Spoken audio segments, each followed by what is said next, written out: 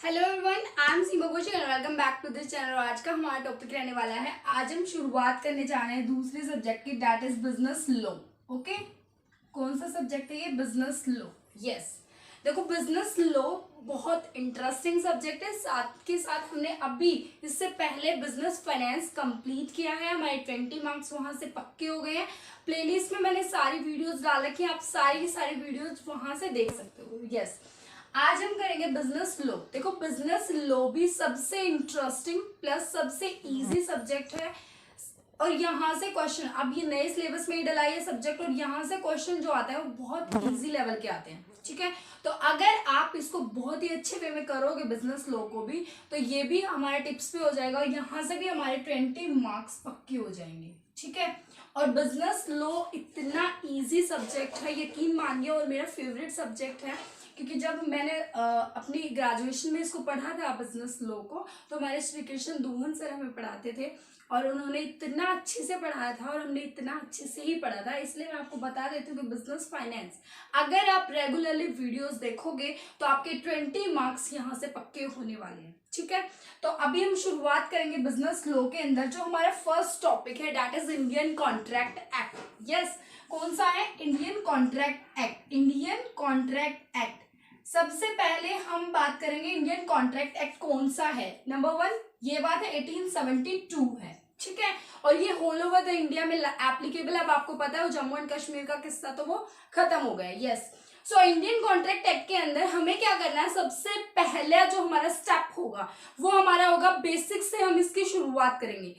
देखो मुझे पता है ये यूजीसी नेट के अंदर ये बहुत ज्यादा इंपॉर्टेंट बन गया है, क्योंकि पहले ये सब्जेक्ट होता नहीं था, और अब आने के बाद बहुत सारे लोगों को ऐसा लगा होगा कि बहुत अजीब सा सब्जेक्ट है यार, ये क्यों डाल दिया। लेकिन सबसे इंटरेस्टिंग और सबसे इजी सब्जेक्ट है। इसको समझने के लिए सबसे पहले आपको इसकी बेसिक्स टर्मिनोलॉजी को समझना पड़ेगा। ठीक है, तो इंडियन कॉन्ट्रैक्ट एक्ट के अंदर सबसे पहले आपको समझना पड़ेगा ये क्या है। आपको इतना याद हो गया, इंडियन कॉन्ट्रैक्ट एक्ट 1872 है। इसके अंदर सेक्शन होते हैं। ठीक है, तो जो नॉर्मल सेक्शन है वो मैं आपको लर्न करा दूंगी, निमोनिक से लर्न करा दूंगी, आप लर्न कर लेना, लेकिन उनके अंदर क्या लिखा हुआ वो भी आपको समझना पड़ेगा, ताकि अगर आपने ये वाला लेक्चर अच्छे से समझ लिया ना, तो आपको आधा इंडियन कॉन्ट्रैक्ट एक्ट समझ में आ जाएगा, मीनिंग आधा बीआरएफ जो हमारा बिजनेस लॉ वो ही समझ में आ जाएगा। ठीक है, तो कहानी समझ में आ जाएगी। तो कैसे? देखो सबसे पहले हमारी जो डेफिनेशन होते हैं उनका सेक्शन होता है 2। ठीक है, और 2 के बाद हम ये नहीं बोलते section 2 sub section A 1 B जो भी। अगर हम बात करेंगे सेक्शन 2, अगर ऐसे लिखा हुआ होगा ना, तो उसको ये नहीं बोलते सेक्शन 2A, उसको बोलते हैं सेक्शन 2 क्लॉज A। ठीक है, डेफिनेशन वाले सेक्शन, जब सेक्शन 2 के साथ कुछ भी लिखा हुआ तो उसको सब सेक्शन नहीं बोलते, उसको क्लॉज बोलते हैं। एक तो बात ये समझ में आ गई। यस, सबसे पहले नंबर पर इंडियन कॉन्ट्रैक्ट एक्ट के अंदर क्या आता है? देखो सबसे पहले सेक्शन 2A के अंदर आता है हमारा प्रपोजल। ये प्रपोजल क्या होता है? अब आप प्रपोजल को देखते ही आपको समझ में आ गया होगा कि प्रपोजल क्या होता है। जो आप समझ रहे हो उसी तरीके का प्रपोजल होता है। प्रपोजल के अंदर क्या होता है कि मान लीजिए मेरे पास गाड़ी है, और मैंने कहा कि मैं अपनी गाड़ी 10 लाख रुपए में आपको सेल करना चाहती हूँ। मैंने क्या कहा? मैं अपनी गाड़ी 10 लाख रुपए में आपको सेल करना चाहती हूँ। दैट मीन्स कि मैं आपके सामने क्या रख रही हूँ? प्रपोजल रख रही हूँ, प्रस्ताव रख रही हूँ। ठीक है, और आपने कहा ठीक है हम 10 लाख रुपए में आपकी गाड़ी परचेज करना चाहते हैं, मीनिंग आपने मेरे प्रपोजल को क्या किया? एक्सेप्ट किया। क्या किया? एक्सेप्टेंस। ठीक है, एक्सेप्टेंस दे दी। अगर आप मेरे प्रपोजल को एक्सेप्ट कर लेते हो, एक्सेप्टेंस दे देते हो, तो एक्सेप्टेंस वो आपकी प्रॉमिस बन जाती है। समझ रहे हो? अगर मैंने आपके सामने कुछ प्रॉमिस करी कि मैं अपनी गाड़ी 10 लाख रुपए में आपको बेचना चाहती हूँ, और आपने कहा ठीक है हम खरीदना चाहते हैं, ठीक है, जहां पर आ गया दैट मीन्स वहां एक्सेप्टेंस होगी, और फिर वहां पर क्या बन गई? प्रॉमिस बन गई, एक्सेप्टेंस एंड प्रॉमिस। तो ये सेक्शन हमारा कौन सा हो गया? Section number 2B। यहां तक क्लियर हुआ? बिल्कुल समझ में आ गया? Proposal, acceptance. अब जो ये एक्सेप्टेंस दे रहा है, ठीक है, और मैंने जो अपना प्रस्ताव रखा, प्रपोजल रखा, वहां पर 2 पार्टी आ गई, दैट इज 3rd सेक्शन में आ जाएगा प्रोमिसर एंड प्रोमिसी। क्या आ गया? Promisor and promisee. ये क्या है? प्रोमिसर कौन है? मैंने कहा था कि मैं अपनी गाड़ी 10 लाख रुपए में आपको बेचना चाहती हूँ और आपने कहा था ठीक है हम खरीदना चाहते हैं। तो जिसने पहले प्रस्ताव रखा वो हो जाता है प्रोमिसर, क्योंकि पहले किसको पूरी करनी है? गाड़ी बेचने वाले को। मैंने देनी है ना आपको और फिर आपने मेरे को पैसे देना है, इसलिए आप क्या हो गए? प्रोमिसी। समझ में आ गया? तो ये क्या हो गया हमारा सेक्शन 2 क्लॉज सी। यहां तक क्लियर हो गया? Number 1 section A proposal. सबसे पहले कुछ भी चीज होगी प्रपोजल रखेगा, कोई भी इंसान है सामने वाले को प्रपोजल रखेगा, ठीक है। अब प्रपोजल ये नहीं कि फूल वाला प्रपोजल, जो भी कोई कुछ भी हो सकता है, ठीक है। तो प्रपोजल रखेगा, अब सामने वाला उसको एक्सेप्ट भी कर सकता है, उसको रिजेक्ट भी कर सकता है। एक्सेप्ट कर लिया तो प्रॉमिस बन जाएगी, वहां पर दो पार्टी समझ में आ जाएंगे हमें, प्रोमिसर और promisee. Yes. Section 2D, section 2D आता है हमारा कंसिडरेशन। देखो सेक्शन 2D कंसिडरेशन, इसका मीनिंग क्या होता है? कंसिडरेशन, एक तो डी कंसिडरेशन, डी याद रहेगा। Section 2D। अब ये कंसिडरेशन क्या होता है? देखो कंसिडरेशन नॉर्मली मुझे लगता है कि कॉमर्स वाले बच्चे आराम से समझ लेंगे कंसिडरेशन का मीनिंग क्या है, बट फिर भी अगर आपको समझ में नहीं आ रहा तो मैंने कहा था, मान लीजिए मैं सीमा ने कहा था कि मैं आपको 10 लाख रुपए में ये गाड़ी बेचना चाहती हूँ। समझ में आई बात? और आपने कहा था, सपोज आपने कहा था कि ठीक है, यस, आपने यस कहा। तो जब मैं आपको अपनी गाड़ी दे रही हूं उसके बदले में 10 लाख रुपए ले रही हूं, दैट अमाउंट, जो ये 10 लाख रुपए, इसी अमाउंट को हम क्या बोलते हैं? कंसिडरेशन बोलते हैं। मीनिंग मैं आपको फ्री में नहीं दे रही हूं, समझ रहे हो? मैं फ्री में अपनी कार क्यों दूंगी? पागल हूं मैं? नहीं ना। तो फिर क्या? तो फ्री में नहीं दूंगी तो कुछ ना कुछ बदले में लूंगी, और बदला जहां पर आएगा उसको क्या बोलते हैं? कंसिडरेशन। वेरी गुड, यहां तक क्लियर हो गया। अब उसके बाद हमारा आता है नेक्स्ट सेक्शन, यहां तक इरेज कर दूं, पक्के याद कर लेना कंसिडरेशन तक सारे के सारे सेक्शन। नेक्स्ट आता है सेक्शन 2E। ई का मतलब होता है एग्रीमेंट। एग्रीमेंट, यहां पर एग्रीमेंट का मीनिंग क्या होता है? देखो एग्रीमेंट मतलब मैंने आपके सामने प्रपोजल रखा, आपने उसको एक्सेप्ट किया, समझ रहे हो? प्रपोजल रखा, एक्सेप्ट किया, प्रॉमिस आई बीच में, ठीक है। तो जहां पर वो दोनों सहमत हो जाते हैं, मीनिंग दोनों पार्टी जहां पर सहमत हो गए उसको क्या बोलते हैं? एग्रीमेंट बोलते हैं। अब देखो एग्रीमेंट याद रखना, यहां से क्वेश्चन आया हुआ था इसलिए बेसिक टर्मिनोलॉजी समझा रही हूं। एग्रीमेंट जो होता है वो आपका लॉफुल भी हो सकता है और अनलॉफुल भी हो सकता है। हो सकता है ना, मैंने मान लीजिए मैंने कहा कि आप है ना मेरी ना उसके साथ बहुत बुरी तरीके से दुश्मनी, आप ऐसा करो मैं आपको 10 लाख रुपए देती हूँ, आप उसको गोली से उड़ा दो। मैंने आपको कहा और आपने 10 लाख रुपए लेने के चक्कर में उसको गोली से उड़ा दिया, तो एग्रीमेंट तो हुआ ना। मैंने आपको 10 लाख रुपए देने के लिए कहा, आपने यस बोला, मैं आपने उसको उड़ाया, आपने मेरे को 10 लाख रुपए दिए, तो that is also known as call, इसको क्या बोलेंगे? एग्रीमेंट।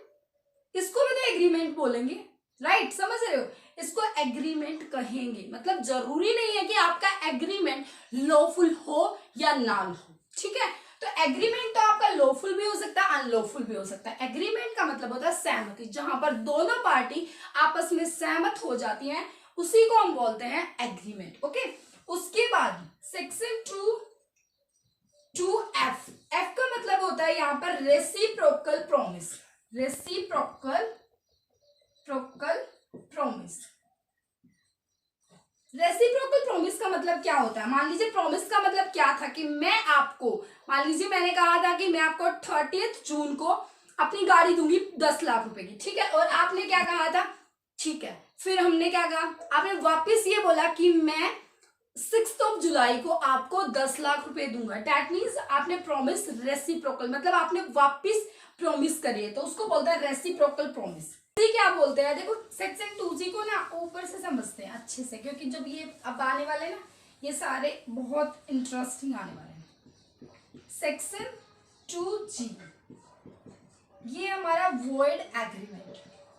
वॉइड एग्रीमेंट एक बार मैं लिख लेती हूं क्योंकि ये ना फिर अच्छे से समझ में आएंगे। 2H हमारा हो जाता है कॉन्ट्रैक्ट, और सेक्शन 2I हो जाता है हमारा वॉइडेबल कॉन्ट्रैक्ट। और सेक्शन 2J हो जाता है हमारा वॉइड कॉन्ट्रैक्ट। ये चारों टर्मिनोलॉजी को हम अच्छे से समझेंगे, समझो। और एक होता है हमारा एग्रीमेंट। देखो मुझे एक बात बताओ, जहां पर आपका एग्रीमेंट हुआ, एग्रीमेंट मैंने आपको कहा कि एग्रीमेंट कुछ भी हो सकता है, दोनों की दोनों पार्टी खुश होनी चाहिए आपस में, ठीक है। अगर वो राजी हैं किसी भी चीज को लेकर तो भाई हमारा एग्रीमेंट बन गया। यहां तक हमें समझ में आ गई कि एग्रीमेंट क्या है। अब ये कह रहा है कि वॉइड एग्रीमेंट क्या होता है। वॉइड जहां पर भी आ जाए उसका मीनिंग होता है व्यर्थ। व्यर्थ का मतलब कि जो आप बकबक कर रहे हो ना वो व्यर्थ है, उसका कोई मीनिंग नहीं है, वो रियलिटी में एग्जिस्ट नहीं करता है। समझ रहे हो कहने का मीनिंग? अगर मैं आपको कहूं कि मैं आपके लिए मैं चांद से तारे तोड़ लाऊंगी, दैट मीन्स तो तारे तोड़ के ले आऊंगी? नहीं। तो वो क्या है? चांद से तारे तोड़कर लाना क्या पॉसिबल है? नहीं है। मैंने कहा कि आप, अगर मेरे पास ऐसी छड़ी है, अगर आपके घर में या कहीं पर भी आपको ऐसे लगे कि कोई एक्सपायर हो जाता तो मेरे पास ले आना, टेंशन फ्री होकर आप मेरे पास ले आना। एक ऐसा जादू मंत्र मारूंगी और वो जिंदा हो जाएगा। तो क्या ये रियलिटी में कहीं एग्जिस्ट करता है? क्या ऐसा पॉसिबल है? नहीं। तो वॉइड एग्रीमेंट, और एग्रीमेंट मैंने आपको कहा कि यहाँ पर ये लॉफुल, लॉ ने नहीं कहा है कि ये सही है। तो एग्रीमेंट जहां है वहां पर अभी कॉन्ट्रैक्ट नहीं बना है, ठीक है, अभी लॉ ने नहीं कहा है। तो जहां पर आपको एक वर्ड दिख जाए, मतलब जहां पर आपको वर्ड एग्रीमेंट दिख जाए, उसके साथ याद रखना आसमान से तारे तोड़कर लाने वाला एग्जाम, तोड़कर लाने वाला, ठीक है। आसमान से तारे तोड़कर लाना वर्ड एग्रीमेंट है, बेकाम का एग्रीमेंट है, इसका कोई मीनिंग ही नहीं है, व्यर्थ है। समझ में आई बात? कॉन्ट्रैक्ट कब बनता है? जब आपका एग्रीमेंट जो था, जो आपने एग्रीमेंट किया, उसमें लॉ बोल देता है कि सही है, उसमें which is enforceable by law, जो लॉ कह देता है कि बिल्कुल सही है, तो उसको बोलते हैं आप कॉन्ट्रैक्ट, ठीक है। अगर मैंने कहा कि मैं अपनी गाड़ी 10 लाख रुपए में आपको सेल करूंगी और आपने कहा कि मैं आपको 10 लाख रुपए दे दूंगा, लॉ ने कहा बिल्कुल सही एग्रीमेंट है आपका, जहां पर लॉ ने हाँ बोल दी तो वो आपका क्या बन जाएगा? कॉन्ट्रैक्ट। कॉन्ट्रैक्ट की डेफिनेशन किसमें गिवन है? सेक्शन 2 क्लॉज H में, यस। अब ये वॉइडेबल कॉन्ट्रैक्ट क्या होता है? देखो वॉइडेबल जहां पर एक एबल नहीं है, दैट मीन्स कि अगर मैंने आपको अपनी गाड़ी बेच दी, समझ रहे हो, मैंने 10 लाख रुपए में अपनी गाड़ी बेच दी, तो मैंने अपनी गाड़ी आपको ट्रांसफर कर दिया। अब आपकी बारी है कि आप मुझे 10 लाख रुपए ट्रांसफर करो, लेकिन आप तो मुकर गए, आपने 10 लाख रुपए नहीं ट्रांसफर करे। मैं क्या करूँ? असहाय अवस्था में क्या करूँ? रो रही थी बैठी बैठी, हाय पहले सोच लेती, पहले पता होता ऐसा था, ऐसी इंसान को मैंने क्यों गाड़ी बेची, ऐसा कर रही होंगी, ठीक है। और फिर कहाँ जाऊंगी? अपनी कोर्ट के पास जाऊंगी, कोर्ट के पास जाके क्या करूंगी? अपनी वो याचिका वगैरह जो दायर करते हैं वो करूंगी, ठीक है। उससे क्या होगा? उससे थोड़ा सा अंदर से सेटिस्फेक्शन मिलेगी।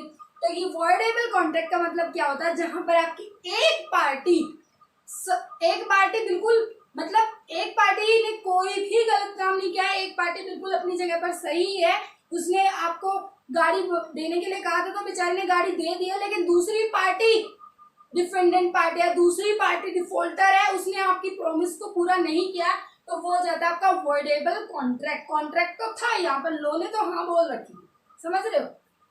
नेक्स्ट आता है आपका वर्ड कॉन्ट्रैक्ट।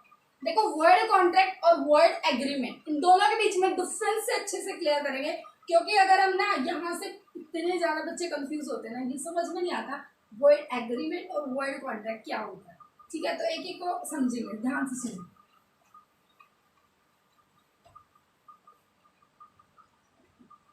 वर्ड एग्रीमेंट और वर्ड कॉन्ट्रैक्ट, देखो पहली बात तो ये एग्रीमेंट का मतलब क्या होता है कि दोनों सहमत हो गए। अब वो दोनों सहमत ऐसे भी हो सकते हैं कि मैंने कहा कि हाँ 10 लाख रुपए दे दूंगा, उसको वो मेरा दुश्मन है, उसको गोली से उड़ा दे, तो वो भी सहमत है, एग्रीमेंट है, ठीक है। लेकिन लॉ नहीं कहता ना उसको। और यहाँ पर कार वाला एग्जाम्पल था कि जब लॉ ने बोल दिया तब वो कॉन्ट्रैक्ट बना। अब मुझे एक बात बताओ, हम ना ये बात समझ गए आपकी कि जो एग्रीमेंट है वो जो क्वेश्चन आया हुआ था ना प्रीवियस ईयर में, वो मैं बता रही हूँ कि सारे एग्रीमेंट कॉन्ट्रैक्ट नहीं होते, लेकिन सारे कॉन्ट्रैक्ट एग्रीमेंट होते। कॉन्ट्रैक्ट जब बनेगा जब आपका एग्रीमेंट होगा, लेकिन एग्रीमेंट सारे कॉन्ट्रैक्ट नहीं बन सकते। एग्रीमेंट तो हमारा अनलॉफुल भी हो सकता है, समझ रहे हो? तो फिर ये क्या हो गया कि वर्ड एग्रीमेंट और वर्ड कॉन्ट्रैक्ट, ये समझ में आती है बात। ये हो सकता है कि हाँ एग्रीमेंट वर्ड हो सकता है, ये आसमान से तारे तोड़कर लेके आना, हाँ लो ने नहीं उसको कहा, लेकिन कॉन्ट्रैक्ट बनने के बाद क्या वर्ड पॉसिबल है? कॉन्ट्रैक्ट हो गया इसका मतलब सब कुछ ठीक था, तो फिर वो व्यर्थ कैसे हुआ? सुनो बात, वो कैसे व्यर्थ हुआ। मिस्टर ए था, उसने मिस्टर बी को ये कहा कि मैं अपनी बेटी की शादी आपके साथ कर, ठीक है? इसकी बेटी थी और उसने कहा था मिस्टर बी को कि कर दूं। दोनों में एग्रीमेंट हुआ, लो ने हाँ बोली, कॉन्ट्रैक्ट बना या नहीं? मुझे ये बताओ, कॉन्ट्रैक्ट बना या नहीं बना? जब मिस्टर ए ने कहा मिस्टर बी को प्रॉमिस की, तो क्या ये कॉन्ट्रैक्ट नहीं बना? लो ने नहीं मना करा, नहीं किया, वेरी गुड। फॉइड कैसे बना? अब ये बेटी एक्सपायर हो गई, तो क्या एक्सपायर होने के बाद ये कर देगा इसके साथ शादी? कर देगा? बिल्कुल भी नहीं। इसका मतलब क्या हुआ? ये अब पॉसिबल ही नहीं है, चाहे ये कुछ कर ले चाहे ये कुछ कर ले, पॉसिबल ही नहीं है। वो जो एग्रीमेंट जो उन्होंने कॉन्ट्रैक्ट आपस में किया था वो तो पॉसिबल ही नहीं रहा। तो जब वो पॉसिबल ही नहीं रहा तो वो क्या बन गया? वर्ड कॉन्ट्रैक्ट बन गया। तो याद रखना, वर्ड एग्रीमेंट आसमान से तारे तोड़कर लेके आना, और वर्ड कॉन्ट्रैक्ट मैरिज एग्रीमेंट।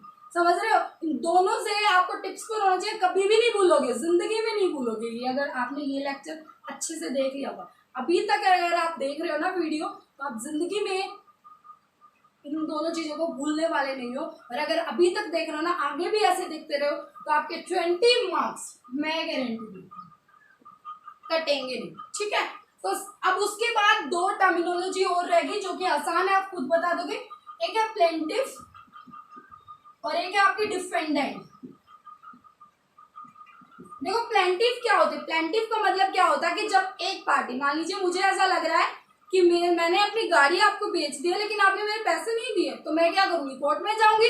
तो जहां पर एक पार्टी किसी के अगेंस्ट कोर्ट में जाते हैं तो उसको बोलते हैं प्लेंटिफ, और जिसके अगेंस्ट जाती है उसको बोलते हैं डिफेंडेंट। यहाँ तक क्लियर हो गया?